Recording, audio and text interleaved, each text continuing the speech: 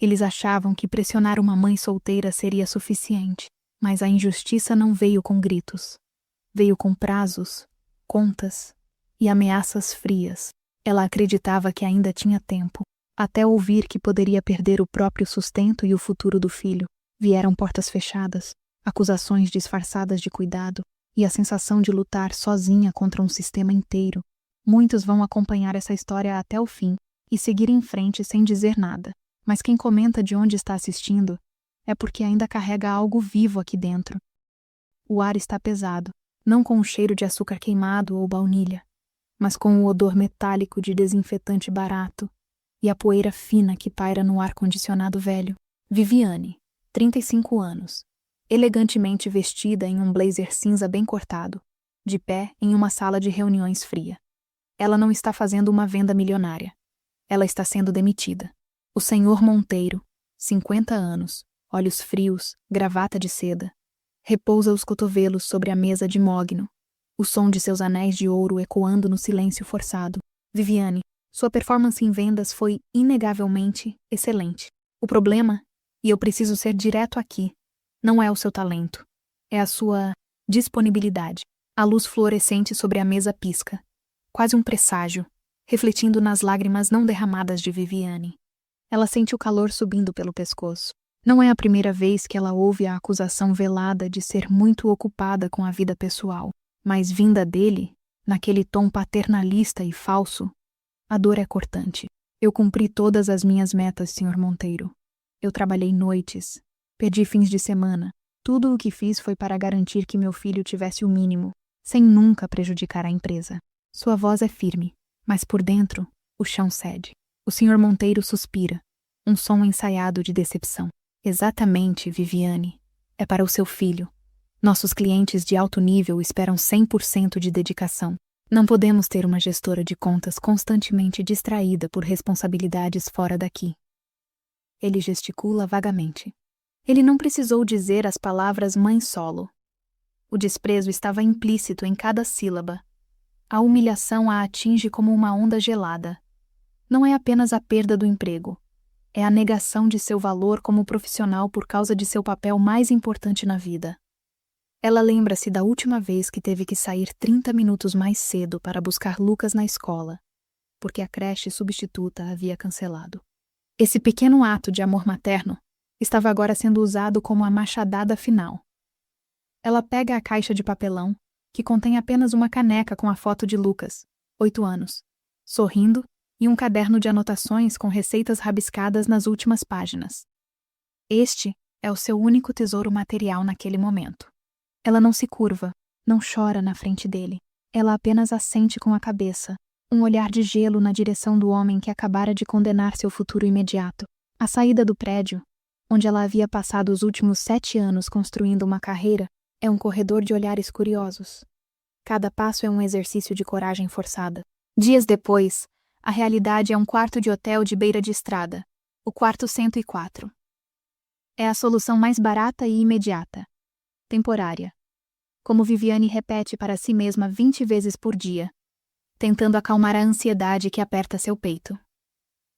O quarto 104 é pequeno, as paredes pintadas de um bege enjoativo, e a janela dá para um estacionamento ruidoso.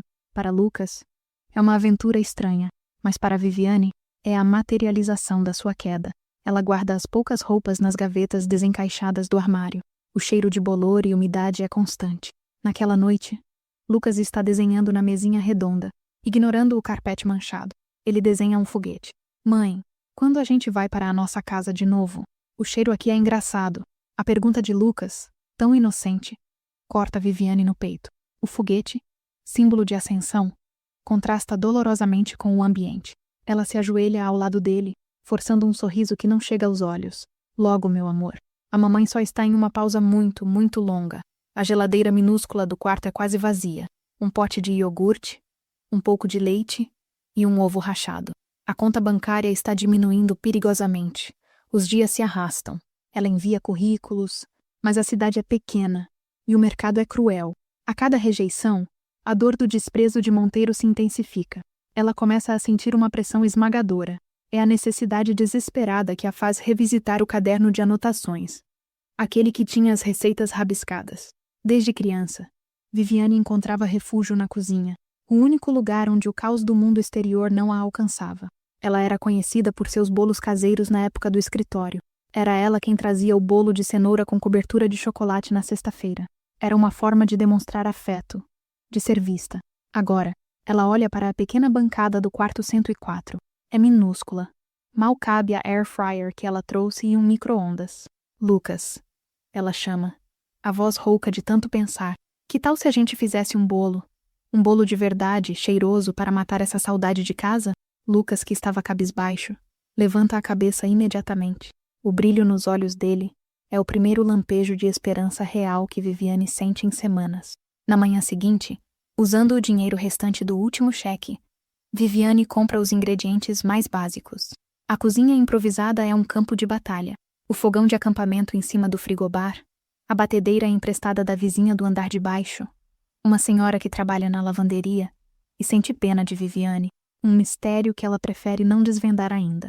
Ela decide começar com o que sabe fazer de melhor: o bolo da vó Diva, cenoura, laranja e especiarias. Enquanto a massa se mistura, Viviane pensa: ela não pode voltar ao mundo corporativo agora. Eles a rejeitaram. Ela precisa construir algo que seja inegavelmente dela. Algo que ninguém possa tirar por causa de sua vida pessoal. Este pequeno negócio online de bolos caseiros, nascido da humilhação e do desespero, é a única saída. Ela batiza a ideia rapidamente: Delícias do 104. É irônico, mas a ironia a mantém sã. O primeiro bolo sai do micro-ondas. O cheiro de canela e manteiga preenche o quarto 104, combatendo o cheiro de mofo. É um aroma de casa, um lembrete do que ela está lutando para recuperar. Ela tira uma foto rápida com o celular rachado e publica em um grupo local de trocas e vendas. O título: O bolo que traz a casa de volta. Entregamos na região. Horas se passam. O celular permanece silencioso. O bolo esfria na pequena mesinha. Lucas termina o dever de casa e se senta ao lado da mãe, passando a mão na cobertura de chocolate. Está bonito, mãe. Viviane suspira. Ela esperava pelo menos uma mensagem de curiosidade. Nada. A derrota é um peso físico. É o final do dia. O sol se põe, pintando o estacionamento de laranja e roxo. Viviane olha para o bolo intacto. Ela sente uma pontada de pânico. Se nem isso funciona, o que resta? Ela pega o bolo e corta um pedaço pequeno para Lucas. Ela não consegue comer. Aquele bolo representa o seu último centavo de esperança, e o medo de que o seu melhor não seja suficiente. O cheiro de lar, que antes era conforto, agora é um lembrete agridoce do fracasso iminente. Ela sabe que precisa de mais, mas não sabe o que. O fracasso do primeiro dia é um presságio, um prenúncio sombrio do que virá no primeiro mês. Ela guarda o bolo em uma embalagem improvisada e se prepara para o que será a primeira de muitas noites mal dormidas, o motor de um caminhão frigorífico roncando lá fora, a única trilha sonora de sua nova realidade. O quarto 104 era apenas o começo de uma espiral descendente, e ela ainda não havia percebido o quão fundo precisaria cavar para encontrar a luz. Os primeiros 30 dias do Delícias do 104 foram uma lição brutal de humildade e logística falha. Aquele primeiro bolo, que ela esperava que fosse o prenúncio da vitória, foi apenas o começo de uma série de pequenos desastres.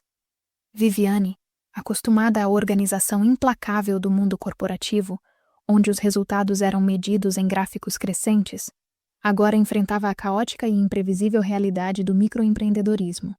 O quarto 104 tornou-se um depósito desordenado, caixas de farinha empilhadas no canto, protegidas da umidade da parede, potes de açúcar debaixo da cama de casal e o cheiro constante de baunilha misturado com odores de esgoto que subiam periodicamente pelo ralo do banheiro. Viviane tentou vender pães de mel, brownies e, claro, os bolos. Ela andava pela vizinhança, carregando uma mochila pesada e suada sob o sol inclemente. O problema não era a qualidade do produto. O feedback era sempre positivo. É o melhor bolo de cenoura que já comi, dizia a recepcionista da farmácia. Parece coisa de vó, elogiava o caixa do posto de gasolina. Mas elogios não pagavam a conta. As vendas eram esporádicas. Uma encomenda na terça, 2 no sábado. O custo dos ingredientes e a taxa de entrega esmagavam qualquer margem de lucro.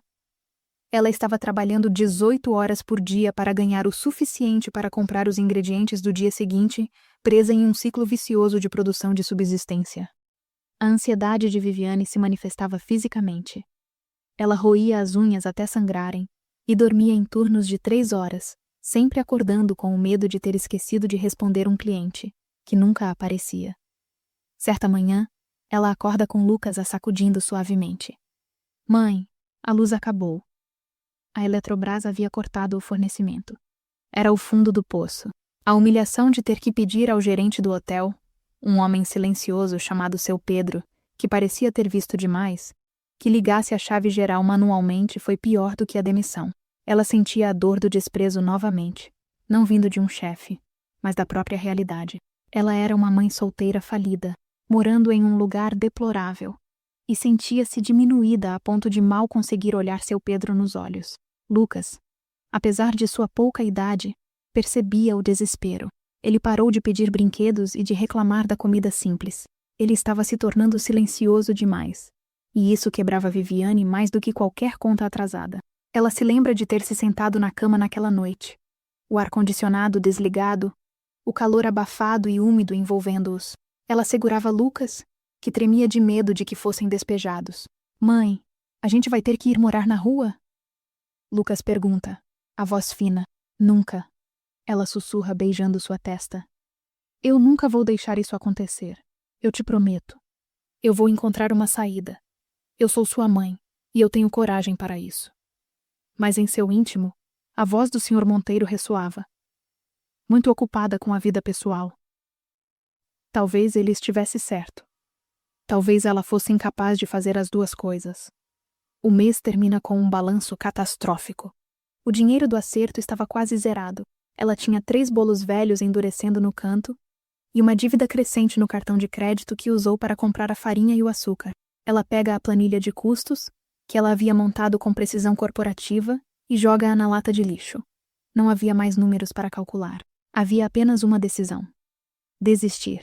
Ela passa a mão pelo rosto, sentindo o cheiro de farinha e suor. A última esperança era uma batedeira industrial de segunda mão que ela comprou à prestação. Era um trambolho na pequena mesa, e o pensamento de ter que vendê-la para pagar o aluguel da próxima semana a enche de náuseas. Ela senta-se no chão, apoiada na parede fria do banheiro, olhando para o único armário onde guardava as ferramentas, pega o avental branco, já manchado de chocolate e frustração, e pensa em jogá-lo fora. Se ela desistisse agora, talvez pudesse encontrar um emprego de caixa em um supermercado, algo rápido e certo, mesmo que pagasse pouco. Seria o fim do sonho. Mas garantiria o teto para Lucas. Viviane respira fundo, o peito doendo com a falência do seu espírito. Ela levanta a mão para tirar o avental, mas antes que possa jogá-lo na lixeira, Lucas entra no campo de visão. Ele não está chorando. Ele está segurando o celular dela, aquele com a tela rachada, e está olhando para a câmera com uma seriedade que não é própria de uma criança de 8 anos. O que você está fazendo, Lucas? Viviane pergunta. Assustada pela súbita quietude do filho, Lucas aponta o celular para a batedeira, que está cheia de massa de cenoura fresca que Viviane misturou instantes antes de sua crise. Mãe, você sempre disse que quando as coisas dão errado, a gente tem que tentar de um jeito diferente. Ele hesita por um segundo, seus olhos grandes fixos na lente. Quando a gente faz os bolos, é legal. É divertido. Os vídeos que você posta são só fotos feias. Ninguém consegue sentir o cheiro. Ninguém consegue ver a bagunça. Lucas, com sua lógica infantil, acabara de identificar o erro de marketing que a especialista em vendas corporativas havia ignorado. Ela estava vendendo um produto, mas não estava vendendo a experiência. Viviane olha para o filho estupefata. Lucas continua, agora mais animado. Filma isso, mãe. Filma o barulho. Filma a gente misturando. A gente é engraçado quando faz bagunça. Lucas, a força motriz, propõe o caminho que Viviane, presa na mentalidade de executiva, nunca consideraria: a vulnerabilidade. Usar a câmera para expor o caos do quarto 104, não apenas o produto final. A ideia é estranha, talvez humilhante, mas vinda dele, soa como a voz da esperança. Viviane hesita. Expor a si mesma, o quarto bagunçado, a luta, é um risco enorme, mas ela olha para o rosto de Lucas, cheio de expectativa, e percebe que o desespero de desistir é maior do que o medo da exposição. Ela pega o celular.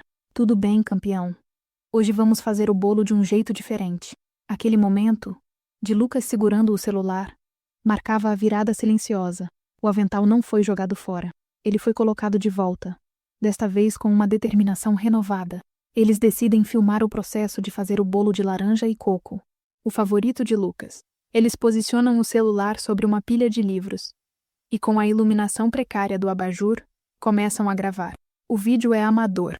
A câmera treme. A voz de Viviane é nervosa. E Lucas derruba a farinha. Em vez de cortar, Viviane decide rir e deixar o erro no vídeo. Pela primeira vez em meses, ela está genuinamente sorrindo. O som da batedeira, a tal batedeira que quase seria vendida, é alto, quase abafando a voz dela. Ela narra o processo. Este é o nosso QG de produção. É pequeno, é apertado, mas é onde a mágica acontece. Eu sou Viviane, e este é Lucas, o meu controle de qualidade, e nós estamos fazendo bolos para pagar o aluguel. Quem quer um pedaço dessa coragem misturada com coco? Ela posta o vídeo no Instagram Reels, com a legenda: Bolos de mãe solteira, a saga do quarto 104. E então, o silêncio. Viviane vai dormir esperando que amanhã haja pelo menos um comentário negativo para apagar, mas o que acontece é muito mais lento e, ao mesmo tempo, explosivo.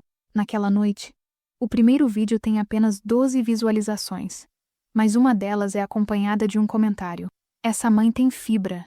Quero experimentar esse bolo. É um começo. É o sinal de que o risco da vulnerabilidade pode ter valido a pena. O cheiro de bolor no quarto 104 ainda está lá, mas agora há uma nova fragrância competindo.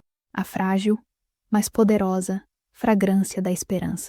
Viviane se deita, abraçando Lucas, e pela primeira vez em muito tempo, ela não ouve apenas o ronco do caminhão frigorífico.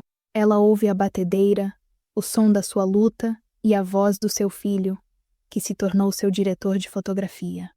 Nos dias que se seguiram, a produção de vídeo se tornou a nova rotina, uma dança caótica de farinha, câmeras tremendo e risadas de Lucas. Viviane começou a abraçar o caos. Ela mostrava as panelas desarrumadas, o espaço minúsculo, e até o momento em que a tampa do liquidificador caía, espirrando massa na parede bege do quarto 104. Ela não estava mais tentando parecer uma profissional, estava sendo autêntica. E a autenticidade ressoou. O pequeno público de Viviane cresceu gradualmente. 12 visualizações viraram 50, depois 300. As pessoas comentavam sobre a resiliência da mãe solo, a doçura de Lucas, e, claro, pediam os bolos.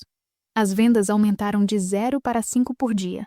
Ainda era insuficiente para sair do quarto 104, mas era um impulso. O ponto de virada veio com o vídeo do desespero. Era uma sexta-feira. Viviane havia trabalhado a semana toda para cumprir um pedido de 15 bolos para um pequeno evento corporativo. Uma aposta arriscada. Ela conseguiu assar todos eles, mas ao tentar empilhá-los na geladeira minúscula, e improvisada com um isopor grande e gelo seco, 3 bolos de chocolate caíram no carpete manchado. O som dos bolos atingindo o chão é filmado em câmera lenta, e o desespero no rosto de Viviane era palpável. Ela estava exausta, sentada no chão, os bolos arruinados à sua volta. Lucas se aproxima e tenta limpar a bagunça com um pano de prato. Viviane, com a câmera ligada, ela nunca mais a desligou, desabafa. Gente, é isso. Às vezes a gente faz o nosso melhor, mas o espaço é pequeno, a pressão é grande e o universo conspira contra. Ela pega um dos bolos caídos, o chocolate esmagado. Este bolo aqui, este é o meu fracasso. Este é o aluguel atrasado, a geladeira vazia. E, no entanto, ela olha para Lucas, que está tentando pegar os pedaços. Eu não posso parar, porque eu tenho ele, e por ele, eu vou tentar de novo, com mais coragem e mais farinha. Ela postou o vídeo com a música Rise Up de fundo. O título, Falhar, é parte da receita. O vídeo explodiu. Na primeira hora, 10.000 visualizações. Na segunda, 50.000. Na manhã seguinte, 1 milhão. As pessoas não estavam apenas assistindo a uma receita. Estavam assistindo a uma jornada do herói em tempo real. Os comentários inundaram a caixa de entrada. Não eram apenas pedidos, eram mensagens de apoio. Pessoas compartilhando suas próprias histórias de superação e desespero. Uma das mensagens, em particular, chamou a atenção de Viviane. Ela era de uma cliente, Sofia, que escreveu: Viviane, sua honestidade é inspiradora. Eu quase desisti do meu negócio de artesanato ano passado. Se você está aqui, se expondo e lutando, você merece ajuda. O que você está fazendo é um ato de amor materno puro. O número de seguidores subiu para 500 mil em 48 horas. A demanda era insana. O quarto 104, que antes era silencioso, agora era um centro de logística caótica. Ela estava assando 50 bolos por dia, usando o forno de micro-ondas e o fogão de acampamento em turnos ininterruptos. Ela mal dormia. Mas a adrenalina era um combustível mais potente que o café. Viviane precisava de ajuda, mas não sabia como gerenciar o crescimento. A estrutura era insustentável. Ela filmou um vídeo de agradecimento, o cansaço visível em seu rosto, mas a gratidão em sua voz. Ela olha diretamente para a câmera. A luz do sol da manhã invadindo a janela. Um raio de esperança. Eu não consigo expressar o quanto o apoio de vocês significa. Eu estou sobrecarregada, mas feliz. Esta história não é só minha. É de todo mundo que já se sentiu humilhado e teve que recomeçar. Se você também está começando do zero, se você está lutando para encontrar seu lugar, eu quero te ver brilhar. Então, me faça um favor. Use a hashtag Eu Luto pelo Meu Futuro e compartilhe a sua própria batalha. Vamos construir uma comunidade onde a gente se apoia, onde a gente não se curva à dor. Eu vou ler cada história. Sua coragem pode inspirar alguém, assim como a minha luta inspirou vocês a comprarem meus bolos. O CTA funcionou perfeitamente. Ele transformou a audiência de meros espectadores em participantes ativos na sua jornada do herói. Horas depois, enquanto ela embalava bolos, um e-mail chegou. O remetente era Chefe Ricardo Guedes. Viviane quase o ignorou, achando que era spam de algum restaurante. Chefe Ricardo Guedes. O nome era familiar, mas ela estava muito cansada para ligar os pontos. O e-mail era curto, quase seco. Ele dizia: Vi seu vídeo. Seu bolo de laranja e coco tem potencial. Sua técnica de calda é desastrosa, e o seu setup no quarto 104 é perigoso. Quero falar com você. Este não é um golpe. Se você estiver disposta a trabalhar 20 horas por dia e abandonar a autopiedade, me ligue. Chefe Ricardo Guedes. O nome do chefe era quase um sussurro na elite da gastronomia brasileira. Seria ele mesmo? Ou seria uma farsa cruel? A tensão aumenta. Viviane hesita. O toque dele era de autoridade, mas o desprezo pela sua técnica desastrosa a atingiu. Era um eco do Sr. Monteiro. Mas desta vez, a crítica era sobre o trabalho, não sobre sua vida pessoal. Viviane liga à televisão minúscula do hotel enquanto pensa. O noticiário local está exibindo uma matéria sobre a feira de gastronomia que aconteceria na cidade no fim de semana. E lá estava ele, chefe Ricardo Guedes, o chefe celebridade, falando sobre a importância da autenticidade na culinária. O mesmo homem da foto no e-mail. Viviane treme. Não era um golpe. Era uma oportunidade de mudança de vida, mas carregada de incerteza. Por que um chefe desse calibre se interessaria por bolos feitos no micro-ondas em um quarto de hotel? Ela olha para Lucas, que dormia exausto no colchão. O quarto 104, que foi seu símbolo de humilhação, agora era seu palco. Ela pega o celular e digita uma resposta ao e-mail, seu coração batendo forte. A mãe solteira não tinha mais tempo para dúvidas. A promessa a Lucas era mais forte do que qualquer medo. A verdadeira jornada começava agora. Viviane ligou para o chefe Ricardo Guedes. A voz dele era rouca e sem paciência. A mentoria começou imediatamente, sem a polidez ou a falsa empatia que ela conhecia do mundo corporativo. Você tem um ótimo produto, Viviane, mas você não tem um negócio. Você tem um hobby glorificado que viralizou. Ele dispara na primeira conversa. Sua margem de lucro é zero. Sua logística é infantil. Seu maior ativo agora é a sua história, a sua coragem. Mas a história vai morrer se o produto não for escalável e consistente. O chefe Ricardo não ofereceu dinheiro, mas ofereceu algo mais valioso: o conhecimento e o nome. Ele a colocou em contato com fornecedores de farinha em atacado. Ensinou técnicas de conservação que permitiriam que seus bolos durassem mais e, portanto, fossem enviados para mais longe. E, cruelmente, exigiu a perfeição em cada remessa. A primeira semana de mentoria foi um inferno culinário. Chefe Ricardo exigiu que ela refizesse a receita de sua famosa cobertura de chocolate 10 vezes. até que a textura ficasse exatamente como ele queria. Ele não se importava com o fato de ela ser mãe solo ou que estivesse cozinhando em um hotel. Ele exigia resultados. Seu fogão de acampamento está causando pontos quentes desiguais. Você está desperdiçando 30% da sua massa. Você precisa de um forno industrial. E você precisa de espaço. Ele a repreendeu em um áudio, após Viviane enviar a ele uma foto de um bolo rachado. O quarto 104 se tornou o QG de produção mais improvável da cidade. Viviane usava a varanda minúscula do hotel, compartilhada com o quarto ao lado, para esfriar os bolos. Ela cobriu o carpete manchado com um plástico industrial que comprou na loja de ferragens. Ela pendurou lençóis brancos nas paredes para melhorar a iluminação para os vídeos. Ela investiu todas as suas economias e parte do lucro crescente em um forno de bancada profissional que ocupava metade do quarto. Lucas, por sua vez, se tornou o gerente de operações júnior. Ele era responsável por descascar as laranjas e por rotular as embalagens. Ele amava seu novo papel, sentindo-se parte crucial da superação da mãe. A tensão era altíssima. Em uma noite, Viviane estava trabalhando em uma encomenda de 100 mini-bolos para um casamento, o pedido mais arriscado até então. O forno novo deu um curto-circuito. O cheiro de borracha queimada preencheu o quarto 104. Viviane entrou em pânico. Se ela falhasse nessa encomenda, o nome de chefe Ricardo seria manchado, e ela perderia toda a credibilidade. Lucas, assustado, correu para a mãe. Viviane estava à beira das lágrimas. Acabou, Lucas. Acabou. Eu não consigo. Eu não sou boa o suficiente. Foi nesse momento de vulnerabilidade extrema que Viviane experimentou a força de sua comunidade. Ela postou um stories rápido, chorando, mostrando o forno fumegante e os bolos crus. Em 15 minutos, a cliente Sofia, a mesma que enviou a mensagem de apoio, estava na porta do quarto 104.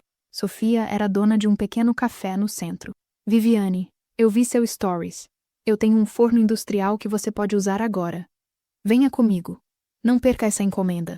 A cena de Viviane e Lucas carregando as bandejas de bolos crus e as caixas de ingredientes para o carro de Sofia, no meio da noite, sob a luz amarela e fraca do estacionamento do hotel, era o clímax da luta.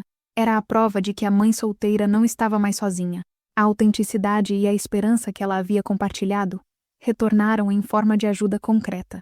O casamento foi um sucesso. Os bolos de Viviane foram elogiados, e o dinheiro do pagamento finalmente deu a ela uma folga financeira.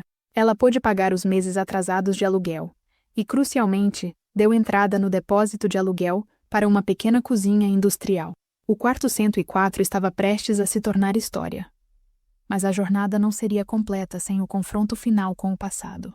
Uma semana antes de se mudar, Viviane recebeu um e-mail de seu ex-chefe, Sr. Monteiro. Ele havia visto a reportagem de um jornal de negócios local sobre a confeiteira viral do quarto 104 e, obviamente, reconheceu Viviane. O e-mail era condescendente e oportunista. Ele elogiava seu espírito empreendedor e insinuava que, talvez a empresa pudesse aproveitar sua história de marketing em uma parceria, um contrato de consultoria. Ele estava tentando lucrar com a superação que ele havia desprezado. Viviane se sentou e sorriu. Não era um sorriso de vitória mesquinha, mas de libertação. Ela se lembrava da dor do desprezo e da humilhação. Mas esses sentimentos haviam perdido o poder sobre ela. Ela respondeu o e-mail em menos de 2 minutos. Sr. Monteiro, agradeço a oferta, mas o meu foco agora é construir uma empresa onde a vida pessoal e a dedicação profissional se nutrem mutuamente, e não se anulam. Eu estou muito ocupada construindo meu próprio futuro. Atenciosamente, Viviane. CEO. Delícias de Viviane. Ao enviar o e-mail, ela sentiu a última ponta de amargura se dissolver. A verdadeira jornada do herói não era sobre derrotar o vilão, mas sobre se erguer apesar dele. A saída do quarto 104 foi silenciosa. Viviane olhou ao redor, para as marcas de farinha no carpete e a mancha de chocolate na parede. Aquele lugar era a prova de sua falha, mas também o berço de sua coragem. Ela pegou o último item, uma placa improvisada de papelão que dizia Delícias do 104. Ela guardou a placa na mesma caixa, onde estava a caneca com a foto de Lucas. A nova sede não era um palácio, mas era um universo de diferença. Um galpão de 150 metros quadrados, com uma cozinha profissional, 2 batedeiras industriais brilhantes e, o mais importante, um forno de convecção que assava 30 bolos de uma só vez. A transição para o novo espaço permitiu que Viviane cumprisse o enorme volume de pedidos. Sob a supervisão rigorosa de chefe Ricardo, agora, um mentor e amigo, que a chamava de a Garota do 104, Viviane profissionalizou sua marca. O Delícias do 104 se tornou Confeitaria Viviane, focada em bolos caseiros gourmet. Ela contratou 2 assistentes e finalmente tirou Lucas do chão do hotel e o colocou em um apartamento pequeno e ensolarado, a 5 minutos da nova confeitaria. O reconhecimento veio na forma de uma reportagem de capa, na revista de gastronomia mais importante do país. A manchete era ousada. Do quarto de hotel ao Império Doce. A história de Viviane, a mãe solteira que não se curvou. Na matéria, havia uma foto de Viviane ao lado de chefe Ricardo, ambos sorrindo. O chefe a elogiava publicamente, dizendo que a força de Viviane vinha de uma fonte inesgotável de amor materno e uma determinação que ele raramente via. Ela não desistiu quando o fracasso era a única opção. Isso é o que a torna a melhor. 1 ano se passou. A confeitaria Viviane havia aberto 2 filiais na cidade, e a produção estava a todo vapor. O QG, aquele pequeno galpão inicial, era agora o centro de distribuição para uma rede de franquias que estava em negociação. Viviane estava no auge de sua carreira. Ela não era apenas uma empreendedora de sucesso. Era um símbolo de superação. Em uma tarde de sábado, Viviane estava no escritório, que ficava no mezanino da confeitaria. Ela observava a agitação das suas funcionárias. O cheiro de açúcar queimado e baunilha agora era um perfume de prosperidade. Lucas, que havia terminado o dever de casa, estava sentado na poltrona, jogando no tablet que ela finalmente pôde lhe dar. Viviane abre a caixa de papelão que ela trouxe do quarto 104. Lá estava a caneca com a foto de Lucas, o caderno de receitas rabiscado e a placa de papelão amassada. Delícias do 104. Ela pega a placa na mão, sentindo a textura áspera e a umidade que ainda parecia impregnada no papel. Ela se lembra vividamente da dor, da humilhação, do desprezo do Sr. Monteiro. Ela se lembra do medo noturno no quarto 104, o som constante do motor do caminhão. E ela percebeu que a verdadeira vitória não era o sucesso financeiro ou o reconhecimento. A vitória foi a decisão de Lucas, o pequeno diretor de cinema, de ligar a câmera. A vitória foi não se curvar à dor. Lucas levanta a cabeça e vê a mãe olhando para a placa antiga. Ele se levanta e se aproxima. "O que é isso, mãe?" "É o nosso primeiro escritório, campeão," ela diz com um sorriso melancólico. "Foi onde tudo começou, onde a mamãe aprendeu que o esperança tem cheiro de bolo de cenoura." Lucas pega a placa de papelão. Está amassada. "A gente pode jogar fora." Viviane balança a cabeça. "Não. Nós vamos guardar." Ela nos lembra que não importa o tamanho do quarto ou a bagunça. O importante é o que a gente constrói dentro dele. Ela coloca a placa de volta na caixa e a fecha. A jornada do herói de Viviane estava completa. Ela não precisava de ganchos para o futuro. O presente era a recompensa. Ela havia transformado a dor e a humilhação em uma rede de amor materno solidificado em açúcar e farinha. A história de Viviane se encerrava ali, no cheiro doce e quente de sua confeitaria, provando que a verdadeira superação começa quando a mãe solo decide não aceitar o papel de vítima, mas sim o de construtora de um futuro doce e inabalável.